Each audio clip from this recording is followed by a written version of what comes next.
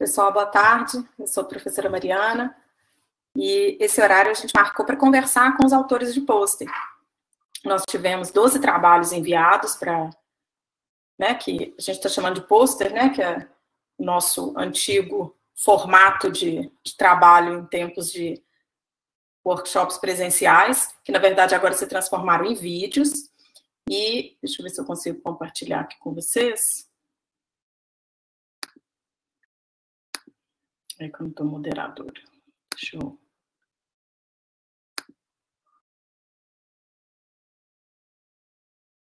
Só me tornar.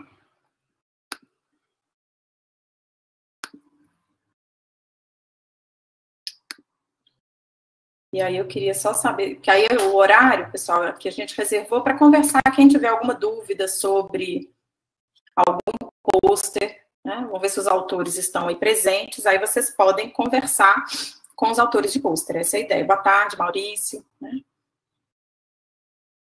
Maurício é um dos autores, Maurício e orientador de uma das alunas, Bem David, Marcos, deixa eu ver se o pessoal está aí.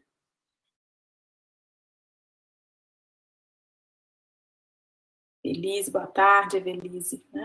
Então, a ideia aqui é a gente... Eu não estou conseguindo só aumentar minha tela aqui, deixa eu ver.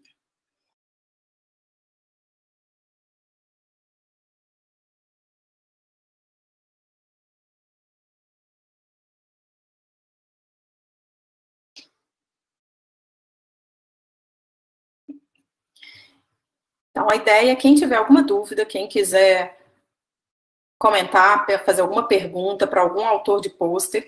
Os pôsteres, então, queria dizer que os pôsteres estão divulgados aqui na página do evento, aqui na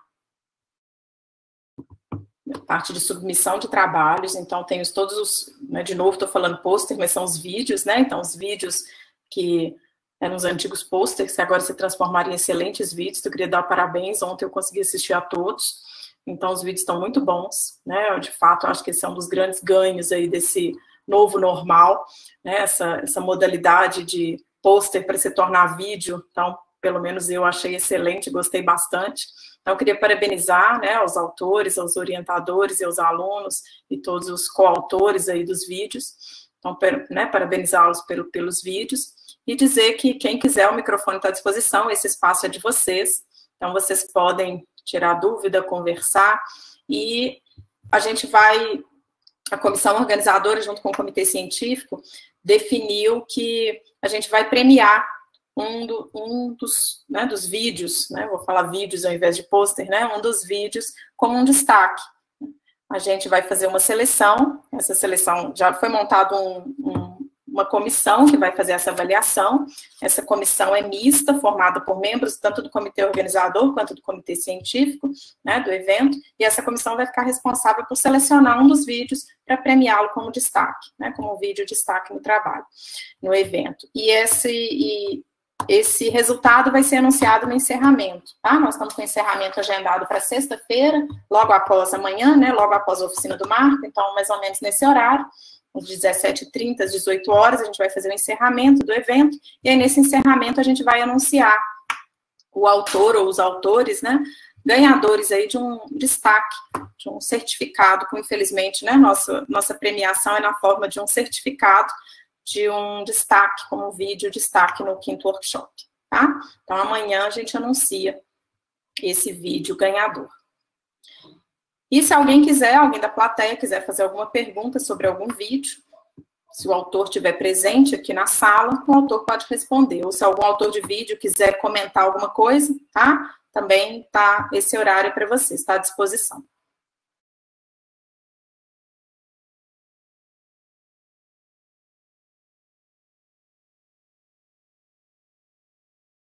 Mariana, diga. Uma sugestão, o Ben está presente e ele é bem experiente aí nessa parte, só para puxar a fila, seria bom se ele começar a falar um pouquinho.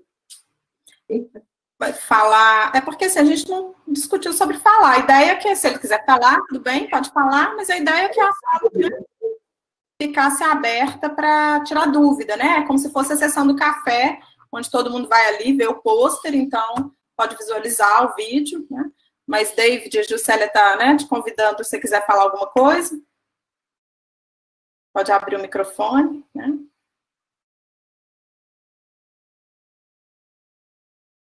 É só uma ideia, Mariana, só para não ficar com conversando. Mariana, depois eu também quero comentar sobre o trabalho do pacote. Tá, pode falar então, se você quiser começar. Porque assim, né, a gente não organizou assim, né, não tem fila, ordem, nem nada, então pode falar, não tá. Não, então eu quero. Não pode. Se você quer carregar ele aqui, se você quiser carregar, eu te coloco como apresentador, se você quiser colocar alguma coisa. Então, por favor. Eu te coloco como apresentador aqui, que aí você já está. Que aí, se você quiser carregar alguma coisa...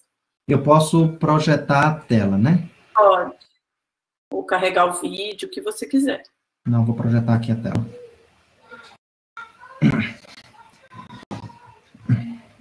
Pessoal, boa tarde.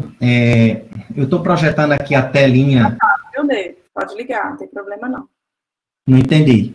Se você quiser ativar a sua câmera, nós só estamos te escutando. Fique à vontade. Ah, tá.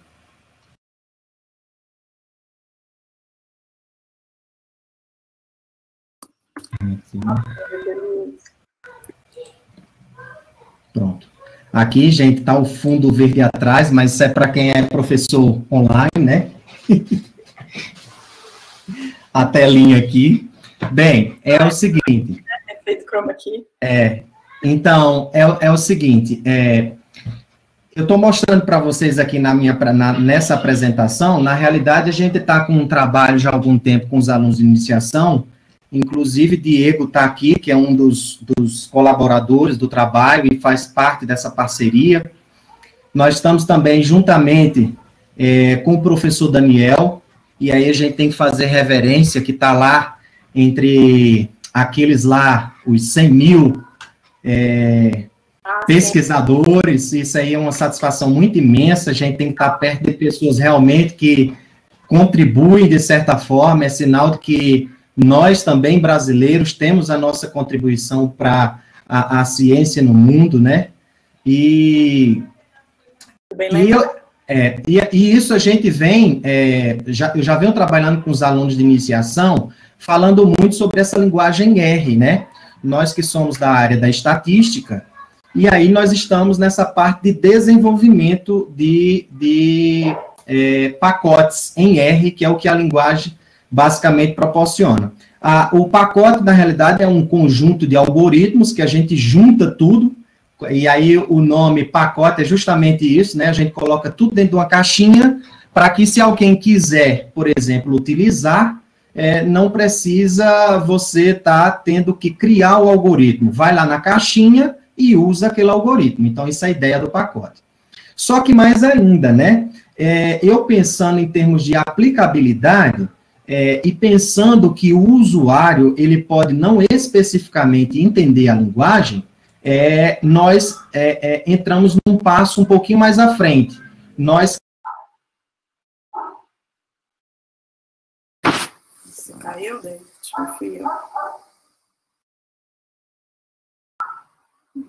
Acho que ele travou. Vocês me escutam, pessoal? É o David que caiu. Então ele caiu. Vamos aguardar um tiquinho para ver se ele volta. Ok, Pedro, obrigada. Eu acho que ele foi trocar alguma coisa no computador dele e caiu. Deixa eu ver se ele... Ele está aqui. Ele deve ter saído. Então, vamos aguardar. E aí, pessoal, caso tenha algum outro autor, né, presente, queira falar sobre o seu trabalho, né, lembre-se que o espaço é para isso, para dúvidas, isso, né. Caso alguém queira falar, então acho que o David caiu mesmo. Então, se algum outro autor de pôster quiser falar, quiser comentar, fazer um comentário sobre o seu trabalho.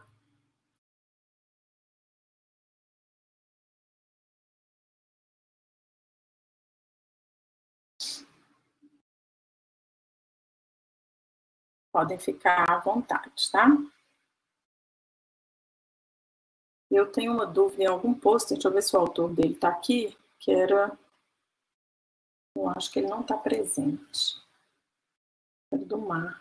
Caiu. Caiu, daí voltou? Voltou. Deixa eu ver se caiu como apresentadora, você continua. Não, eu tenho que te tornar apresentador de novo. Peraí. Te tornei.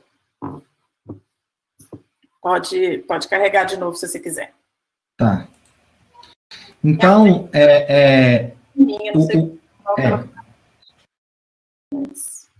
então, o código do pacote, ele está todo aqui disponível, e os pacotes, quando eles são disponibilizados no R, eles são disponíveis na página do próprio R, que a gente chama de CRAN. O repositório da base de todos os pacotes do R. Em que você, por exemplo, a gente usa aqui uma interfacezinha gráfica, que é o RStudio, e que pelo RStudio eu consigo instalar por esse botãozinho Install qualquer programa que está sobre o CRAN. E o nosso pacote, ele está disponível. Então, basicamente, o que nós vamos fazer aqui é só mostrar o que é que o pacote faz. O pacote, ele especificamente, ele apresenta, ele vai apresentar um leque de procedimentos de comparações múltiplas. E que, pensando no usuário, veja que aqui a gente, por exemplo, aqui eu estou mexendo na linguagem, cheio de códigos aqui, eu pensando que o usuário, não especificamente, ele está ambientado com a linguagem, nós criamos uma interface gráfica para o pacote, ou seja, a utilização só de botões. Então, por meio de botões, de entradas, você consegue fazer as análises que a gente quer apresentar no pacote. E o que é que o MCP Test ele faz? Ele simplesmente pega procedimentos estatísticos para nós compararmos grupos de médias.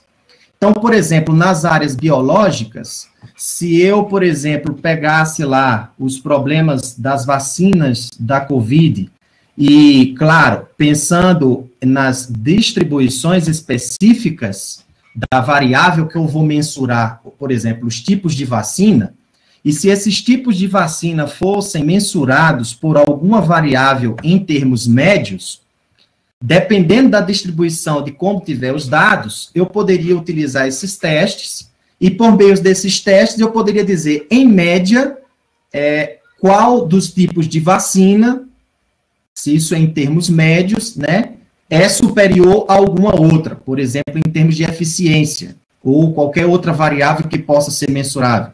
Nas áreas biológicas, por exemplo, nós podemos estar trabalhando aí, sei lá, com determinadas variedades de sementes, determinados tipos de adubo, na área da indústria, tipos de materiais, na área tecnológica, tipos de aparelhos, de processadores, e eu quero ver variáveis médias, nós podemos utilizar todos os testes que estão implementados e que ainda vão ser implementados dentro desse pacote. Então, o que nós queremos fazer é uma revisão de literatura de testes novos e de testes que vão ser apresentados também, que já estão na literatura e que vão ser, estão apresentados no pacote. Então, o que basicamente o programa faz, ele, além de analisar, ele lhe dá a permissão já de plotagem gráfica desses resultados e a exportação desses resultados. Eu, como sou usuário de LaTeX, eu posso especificamente, por exemplo, pedir o código em LaTeX das tabelas, já aqui pelo programa, e ele exporta para mim, eu já ponho no meu TEC e eu já tenho a compilação dos dados das análises. Isso é interessantíssimo, né?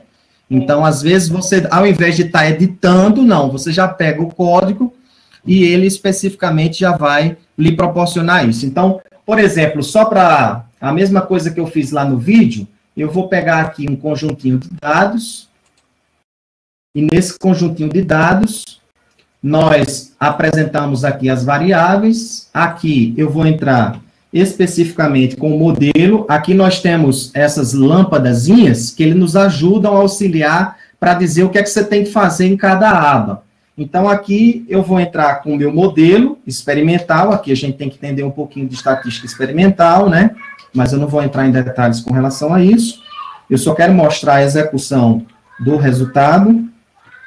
Eu simplesmente estou entrando aqui, estou colocando as variáveis que eu tenho aqui de entrada desse meu conjunto de dados e simplesmente eu aperto o botão calcular. Ao apertar calcular, ele já automaticamente para mim, ó, ele solta as análises, a visualização gráfica e aqui embaixo, ó, eu já tenho o TEC. Então aqui eu já posso pegar o Begin Table, End Table, copio e já jogo para o meu material. Aqui nós temos algumas configurações, aqui eu posso exportar o gráfico, se eu quiser, né? E uma outra coisa interessante, na área de programação, alguns testes, ele precisa de algum recurso computacional, né? Mais intenso. Então, nós temos para alguns testes a paralelização, que é quando eu consigo pegar, em termos de eficiência, uma maior quantidade de núcleos que tem na sua máquina e isso ser muito mais rápido. Claro que a paralelização, nem sempre eu vou ter melhor eficiência, depende da quantidade de dados para você fazer essas análises. Então, é isso. Aqui, basicamente, nós temos um conjunto de procedimentos de testes, alguns estão sendo implementados, aqui nós estamos, por enquanto, com 5, mas a gente quer colocar aí uma gama de testes, o máximo que a gente puder colocar. Se vocês querem saber como é que essa estrutura aqui foi toda construída, você pode ir lá na base do CRAN, ou você pode ir no nosso repositório do GitHub. Aqui dentro, no MCP Test, você pode pegar o código e baixar pelo zip, e aí você vai ter acesso a tudo. Claro que algumas coisas a gente está tentando trabalhar. Por exemplo, nesse desenvolvimento de construção de teste, só para finalizar, Mariana, eu já estou fazendo aqui um pacote chamado Meu Pacote, justamente para ensinar você a construir o seu pacote. Então, se você está animado, né, achou interessante, está aqui. Eu estou começando a escrever. Aqui nós temos um desenvolvimento de alguns livros que a gente está fazendo com essas experiências, e aqui começa o passo a passo, né? Como construir o esqueleto do seu pacote, eu estou colocando aqui todo o passo inicial, vídeos para você ir vendo no RStudio como é que você vai fazendo esse procedimento inicial. Ela está uma página realmente introdutória, Diego, que está aí como ouvinte, está me ajudando a desenvolver essas coisas, e aí nós vamos tentando melhorar cada vez mais esse material, e aí que a gente tenha cada vez mais usuários R aí trabalhando com a gente. Então é isso, Mariana. Eu fico aberto, se alguém quiser fazer alguma pergunta, né, o Flow está apresentando. Eu tenho. Essa parte que você mostrou aí do pacote está na sua página. Tá no GitHub, Não, isso. O pacote MCTP está no GitHub, mas isso aí está na página. Isso aqui está tudo no GitHub, isso aqui é tudo disponível de graça. Ah, tá. O que é massa do GitHub é porque é o seguinte, o próprio R hoje já me dá recurso de eu criar um website do pacote. Então, por exemplo, olha, aqui é o do meu pacote, né? Que é o pacote chamado Meu Pacote. Esse aqui é que eu vou dar no workshop agora da UFJF, agora é um curso sobre desenvolvimento de pacotes. Mas aí, por exemplo, aqui eu tenho alguns outros pacotes que estão em construção. Por exemplo, o Mid-Range MCP, que é outro pacote. A gente está construindo o website dela. Você entra aqui, ó. A gente constrói, aqui a gente está colocando tradução tanto para português quanto para inglês. Aqui tem os medidores de qualidade do código. Então, isso aí é claro, e tudo isso está disponível no GitHub, para quem quiser, está baixado aí gratuitamente. Sim, legal. Então tá. Obrigada, David. Muito bacana. Falei. Diego, se quiser complementar alguma coisa, né, fique à vontade. E outros também, Denise, né, já se colocou à disposição aí também. Denise, se quiser abrir o áudio e falar também, fique à vontade, tá? Eu queria ver se o Marcos, eu tinha só uma discussão com o Marcos, que eu queria fazer sobre esse trabalho, Marcos Henrique, mas acho que ele não está presente. Não, deixa eu ver se tem alguém do trabalho dele. Henrique, Camila e a outra Denise. Acho que do outro não tem ninguém.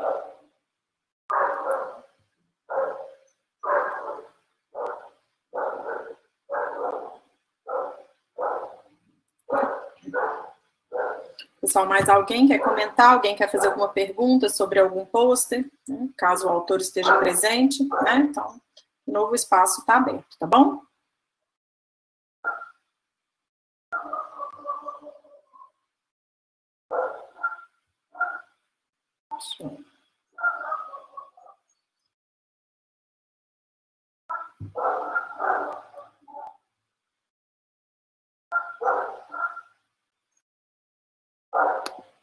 Mariana, Diga. eu queria fazer só uma outra inserção, porque eu tenho outro trabalho aí que está com o José Geraldo, do Profimate. Sim, das coreografias didáticas, né? Então, eu só queria falar que essa ideia das coreografias didáticas, inclusive quem vai estar em parceria com orientação é Marco Antônio. Então, essas coreografias didáticas está, inclusive, com a entrada de metodologias ativas. Então, todas essas técnicas aí, do método de Cornell, tudo isso eu já estou como cobaia com os meus alunos e aplicando método de Cornell, mapa mental, tudo isso, e tentando pegar o feedback dos alunos para a gente tentar introduzir nessas coisas de José Geraldo. Legal. Então, essa ideia aí da coreografia didática, em que a gente começou a ler os materiais de Zabalza e a professora auxiliadora, que eu acho que deve ser uma das principais pesquisadoras da área pedagógica das coreografias no Brasil, né? Auxiliadora Padilha, é o nome dela. Então, a ideia básica da coreografia didática é a gente fazer a nossa aula como se fosse uma peça, vamos dizer assim, que nós temos protagonistas e nós temos personagens participantes em que o principal protagonista se inverte, né? Não é o professor, e sim o aluno. Então, a ideia básica é fazer com que o aluno faça parte da construção do conhecimento que está sendo dado. Essa é que é a ideia. O grande gargalo que eu acho que é para nós, que a gente vem discutindo mesmo entre nós do DEFIM, é justamente os métodos avaliativos, né? Essa parte é que é o gargalo mesmo para a gente sentir como é que a gente pode melhorar ou fazer essa mudança, porque, e outra coisa, a coreografia, ela já está atualizada, é para o método de ensino online, a gente já está focado nisso, pensando nesse sentido, né, porque isso já vai ser uma tendência que eu acho que vai ser irreversível, né? Porque, primeiro, que o impacto, ele é muito grande, né, a expansão, nós só temos que fazer adaptações, mas isso vai ser uma coisa irreversível, e é um tema totalmente atualizado, e eu acho que pertinente para um TCC do Profimate, né? Legal. Bacana, mas o que vocês estão encontrando estudando bibliografia não é nada para o ensino remoto, né? Não é nada para o ensino à distância. É tudo para o ensino à distância. Nós estamos focando em cima disso. Inclusive, a especialidade da professora auxiliadora é justamente nas coreografias para o ensino online. Tá. Então, a gente está focado bem nisso, né? Agora, uma outra coisa que é interessante nesse contexto que o professor Zabalza fala, né? Que é justamente uma coreografia muito importante e que a gente vem realmente tendo, isso deve ser a nível nacional, com certeza, que é a coreografia institucional. Que significa, não adianta Marco Antônio, eu ou qualquer um outro passar alguma técnica, o professor, uma técnica de aprendizagem, né? O professor tem a melhor metodologia ativa de ensino, mas nós não tenhamos ferramentas específicas para proporcionar essa simbiose, que isso não vai fechar. E é aí onde a instituição ela tem que entrar no processo também, não tem como sair. Que ferramentas ela vai me proporcionar para eu conseguir, por exemplo, fazer mapas mentais, ou que eu consiga fazer qualquer outra técnica, né? A produção das videoaulas, a ferramentas específicas para isso, né? Nós estamos sofrendo com isso, né? Eu acho que foi um start aí que foi dado, eu também acho que isso é irreversível agora. É lógico que foi todo mundo pego de supetão, né, por essa pandemia, era uma coisa que ninguém esperava mudar tão drasticamente assim, a nossa forma de ensino, né?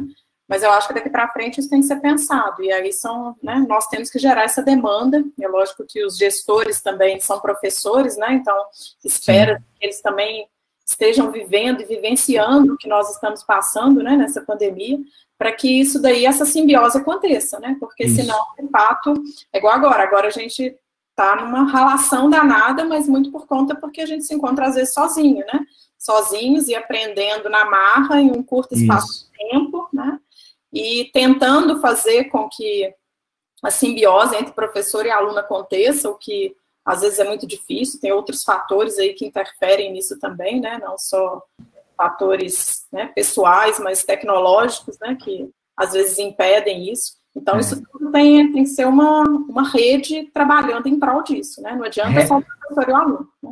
Reaprendendo a dar aula, né, porque é uma nova forma, né. Isso para mim eu tenho 20 anos de docência e eu falo isso toda semana, é como se eu estivesse dando aula pela primeira vez. Né? A ansiedade que a gente fica saber se o aluno está aprendendo ou não, né? Enfim, né? O novo, o medo do novo, né?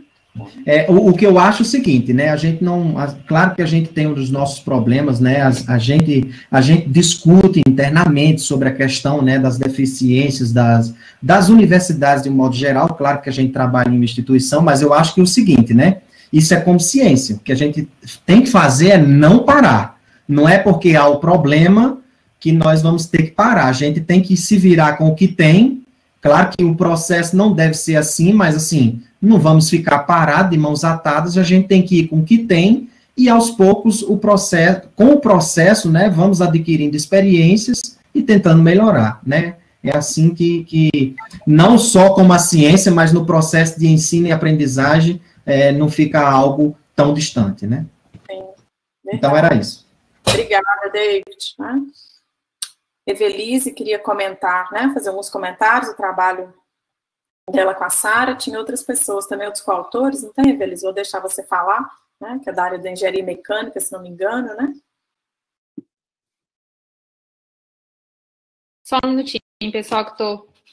Tá, joia. Não sei se vocês estão me ouvindo? Estão me ouvindo, né? Perfeitamente.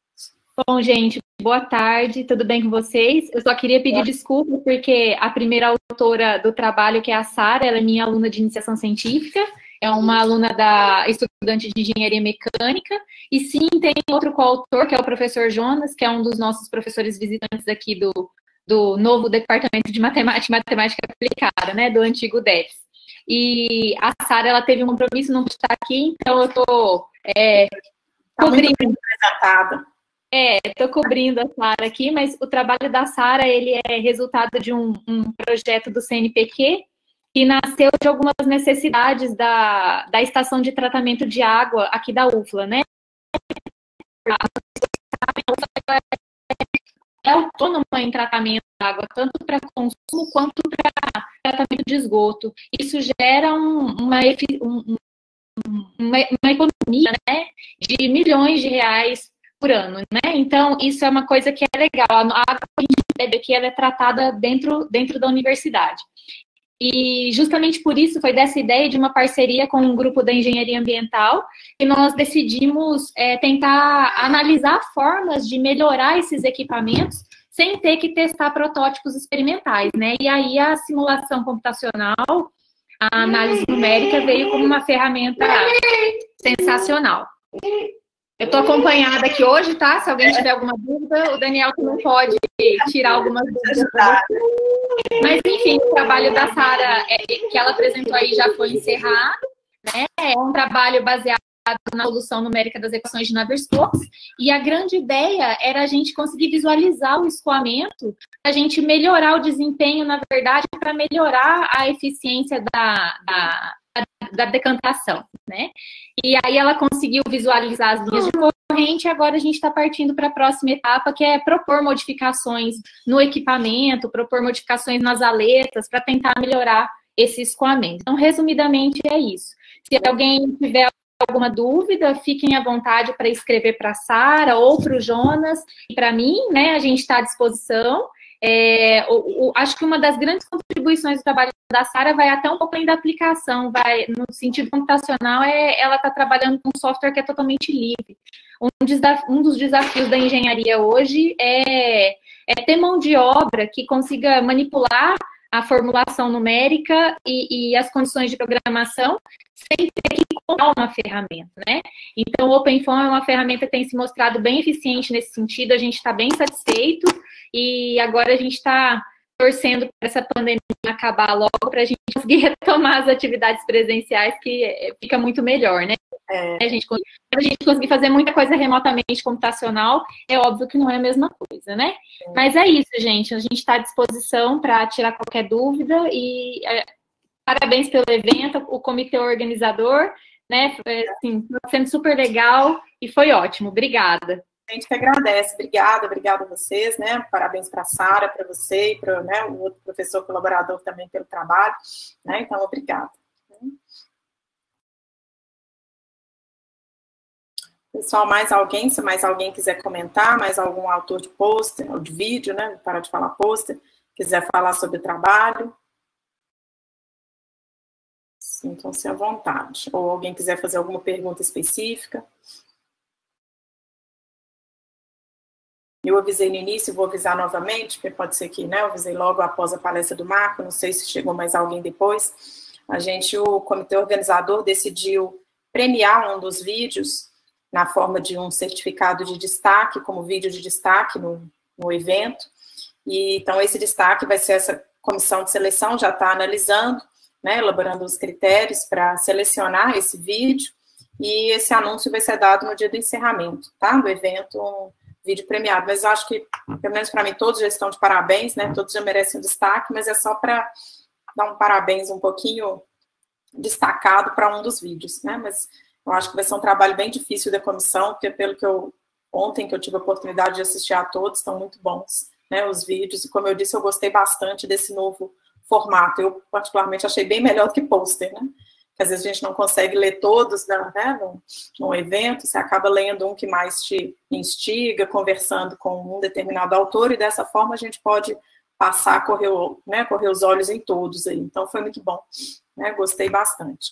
E eu acho que eles vão, não sei se o Elvésio está aqui, mas eu acho que você vai manter, Elvésio, os vídeos no site. O Elvésio está aqui? Estou aqui, sim. Você vai manter os vídeos no site? Tem algum... Não, a ideia é manter. Mas mesmo depois, após o evento, os vídeos vão ficar lá, né? Isso, vai ficar lá hospedado para quem quiser acessar depois. Para as pessoas ainda não teve oportunidade de ver, né? Num evento presencial, a gente lê, ou não lê todos, não dá tempo e vai embora.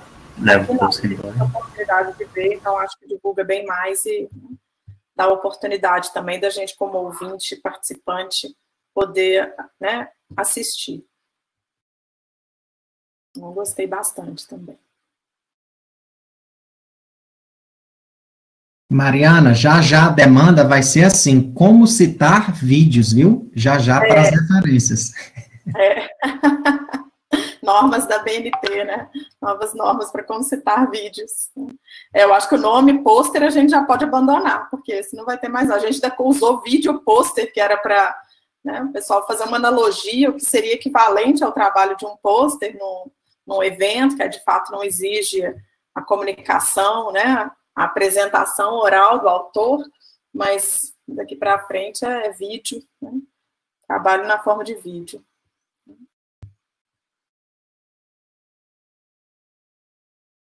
Mas aí não só falando a gente, né, estava falando aí sobre as coreografias, David, acho não só do pôster, mas acho que o evento em si, isso vai ser uma outra coisa para a gente discutir, né, o que o Ricardo falou, o custo é muito menor de um evento desse tipo, o alcance de um evento desse tipo é muito maior, né? A gente não tem deslocamento, então acho que mesmo quando a gente voltar tudo presencial, pelo menos para mim, um dos grandes ganhos foi essa possibilidade de a gente poder participar e ter vários eventos, né, tem vários acontecendo, e esse evento na forma remota, eu acho que, não descartando o presencial, acho que é importante, principalmente a gente da matemática, a gente precisa muitas vezes se encontrar para discutir, pesquisa, mas às vezes como forma de divulgação, esse evento, eu acho que da forma remota vai vir para ficar. Agora, lógico, forma de trabalho, o evento sempre presencial, tem dois né, tem duas grandes frentes, a divulgação do trabalho científico e também o encontro de colegas para propiciar novos trabalhos. Então, esse propiciar aqui, o remoto fica devendo, mas em termos de divulgação, eu acho que a gente só tem a ganhar.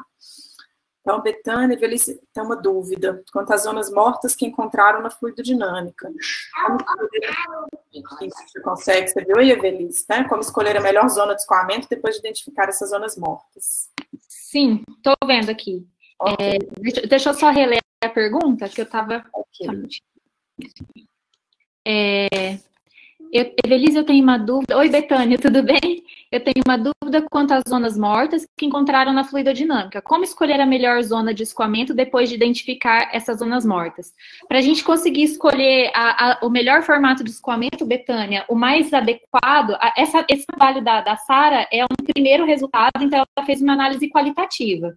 Então a gente resolve as equações de Navier-Stokes, plota as linhas de corrente, e aí você consegue qualitativamente ver onde acontece a recirculação, né? Onde você vê o movimento de vórtice mesmo. Esse movimento, ele pode ser muito prejudicial para o processo de decantação, porque ele quebra os flocos. Então, antes de eu continuar a pergunta, só para poder criar uma linha de pensamento, né? Resumidamente, são 3 processos, que é a floculação, né? Que é onde a gente usa alguns produtos químicos para fazer com que os flocos de sujeira que estão encontrados na água congreguem em pequenos flocos, né? Em flocos que a gente consiga separar por meio da gravidade. A decantação, que é onde a gente separa mecanicamente esses flocos da água, e depois o processo químico da água, né? Então, a gente separa, usando a gravidade por meio de decantação, os flocos, e depois faz um processo químico de tratamento, de cloração na água para que ela fique potável e possa ser consumida, né? Mas aí, para a gente conseguir identificar essas zonas de recirculação, e por que elas são prejudiciais? Elas são prejudiciais na decantação e na floculação porque elas quebram os flocos. E a ideia é justamente o contrário, é a gente separar, manter os flocos unidos, para que a gente consiga separar, né? Então, no trabalho da Sara, ela fez uma análise qualitativa, então ela conseguia visualizar as recirculações. E aí a gente consegue identificar onde que essa recirculação acontece, né? Para a gente conseguir quantificar isso, a gente usa uma análise quantitativa. Então, a gente faz uma análise que a gente chama de análise de distribuição de tempo de residência. Então, o tempo de residência, ele mede mais ou menos quanto cada partícula de fluido fica dentro do equipamento. E aí, visualizando a distribuição de tempos de residência, né, que é uma ferramenta estatística, e pelo formato da curva de distribuição de tempo de residência, a gente consegue identificar se existem zonas mortas e zonas de recirculação, ou seja, zonas onde o fluido fica preso ou zonas onde o fluido fica em vórtice por muito tempo, de maneira que possa prejudicar. Aí, a partir disso, a gente pode propor várias formas de otimizar esse equipamento. Então, dentro do nosso projeto, a nossa forma de otimização é uma forma de propor mudanças geométricas. Então, a gente vai aumentar o número de aletas internas, vai mudar o formato do tanque, e a gente tem aplicado essa mesma estratégia para diversos equipamentos. Nós já estudamos o floculador, a Sara está estudando o decantador, uma outra aluna minha, a Pamela, estudou o floculador, tem uma aluna estudando o clorador também, e recentemente a gente começou o estudo do processo de filtração, que aí é um equacionamento matemático totalmente diferente. Aqui a gente se baseia nas equações de Navier-Stokes, e no processo de filtragem a gente está seguindo outros caminhos, a equação de Darcy e a equação de Richardson, né? Mas é isso, para a gente identificar, a gente pode identificar qualitativamente, botando essas linhas de corrente, ou quantitativamente fazendo essa análise DTR. A gente tem alguns trabalhos nesse sentido, e se você quiser saber mais, pode entrar em contato comigo, me manda o seu e-mail, eu mando o que a gente fez e posso mandar algumas referências mais tradicionais também, né, mais bem conceituadas, né, que não são trabalhos iniciais.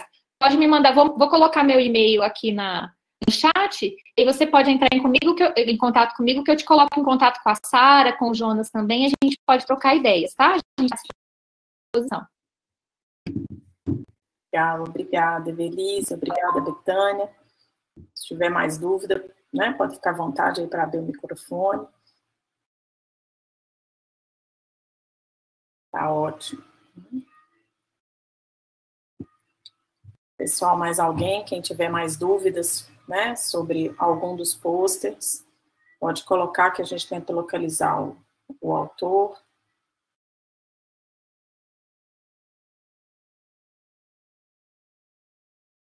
Lembrando que os trabalhos de videopôster estão disponíveis, tá? Aqui no site, na abinha aqui, trabalhos videopôster, então todos os vídeos estão lá, tá?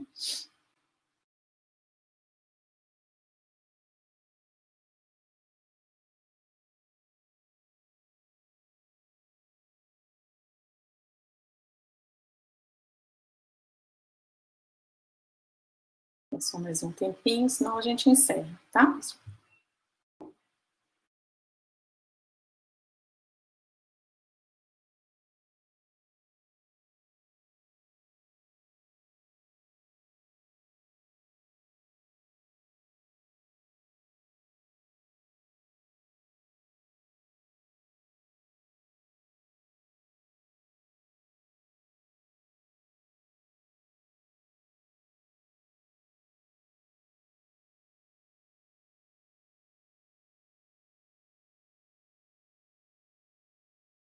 Mais alguém tem alguma dúvida? Então, podemos encerrar? Só esperar. Ok, Evelise. Pessoal, então a gente encerra aqui a conversa. Maurício, eu espero que o Maurício quer alguma coisa, senão a gente encerra. Lembrando que, ok, obrigada a você, Maurício. Os vídeos, como o Elvésio falou, vão ficar disponíveis no... Obrigada a você, Maurício, né? Os vídeos vão ficar disponíveis lá no site do evento. Tem o contato, né? Em todos eles aparece o contato dos autores, dos respectivos autores. Às vezes não está na legenda do vídeo, mas ou na primeira página, ou né, na primeira tela aí, ou na parte final de agradecimentos. Então, aí qualquer coisa é só contactar, né, os respectivos autores aí. Então, eu agradeço muito a participação de todos e até amanhã, tá? A gente se encontra amanhã, a partir de 10 horas, com a plenária da professora Sônia Pinto, lá da UFMG, tá? Isso, né? Amanhã estamos aqui a partir de 10 horas, nesse mesmo link da conferência. Que bom, Mariana, a gente também está gostando muito. Foi um desafio e tanto fazer um evento, né, desse formato para a gente, para nós todos os organizadores, foi a primeira vez, mas né, bom ouvir que vocês estão gostando. Que bom, Diego, né? Obrigada a vocês. Boa noite, Maurício. Boa noite a todos. Até amanhã.